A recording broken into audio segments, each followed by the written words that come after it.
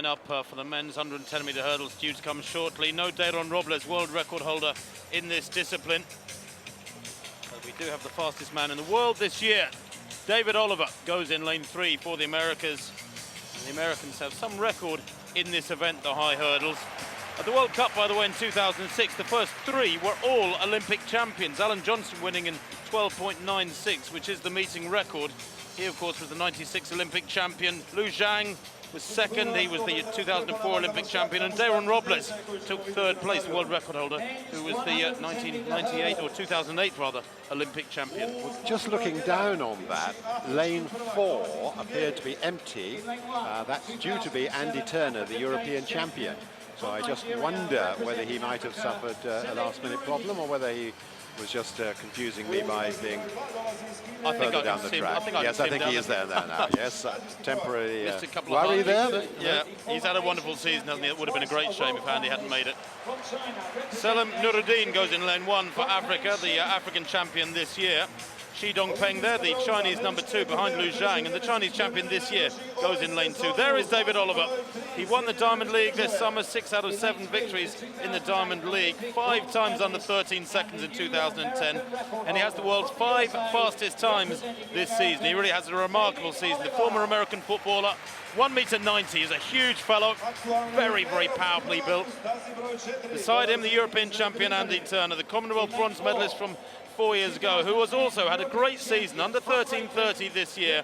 He might not be able to mix it against the clock with the very best, but as a competitor, Andy Turner really is supreme. Otman Haj Lazib goes for Africa, the Algerian. He's the African champion this year. Only a best of 13.51. Great opportunity for the African here in lane 5 to push on his personal best. Tasuku Tanonaka of Japan goes for the Asia Pacific squad here. He's the Asian champion from 2007. He too hasn't yet broached sub 13.50 territory. For the Americas, in lane 7 is Dominique Degremont. Hasn't raced much recently, Degremont, the man from Haiti. 13.44 though, personal best this year, suggests his form has been strong at times. Can he find it here today? He'll need to. This is a strong lineup. And completing it, Garfield Darion of France, competing for the European squad here, of course. And he is the European Championship silver medalist. Bit of a surprise, that. He was only 6th in Zurich a couple of weeks ago in 13.34, Darion. And a little bit isolated and out of the action out there in lane 8. Most of these sprinters and sprint hurdlers like to be in the central lanes. Well, the crowd has swollen yet further with Vlasic out on the infield, warming up for her high jump competition, the darling of Split.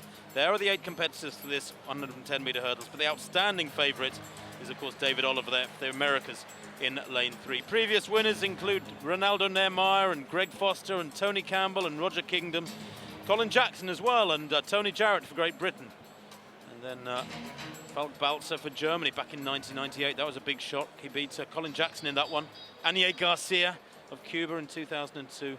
And Alan Johnson, who set that competition record in 2006 of 12.96. That might be a target for David Oliver in lane 3.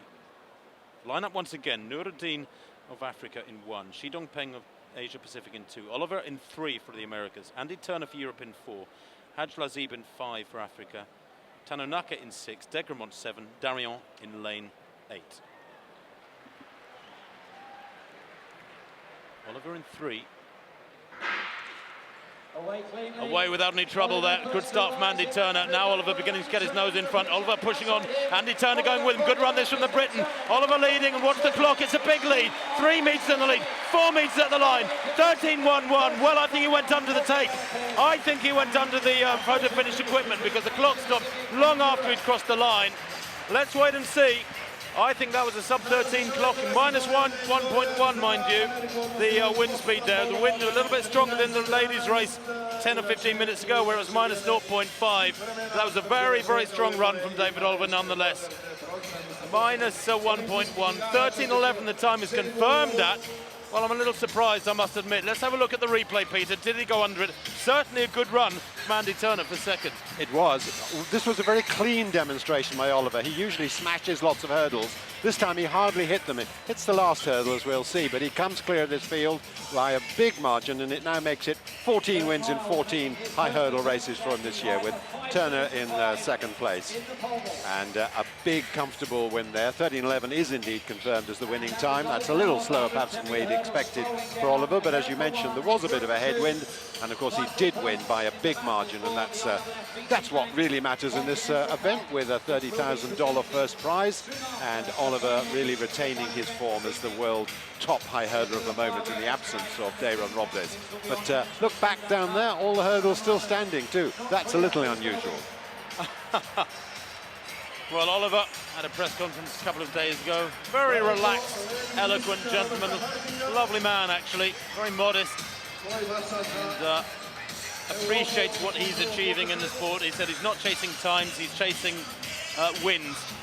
David Oliver gets the win today. 13.11 for Mandy Turner, 13.48. Good second place for the European champion, Dongpeng Shi, in third.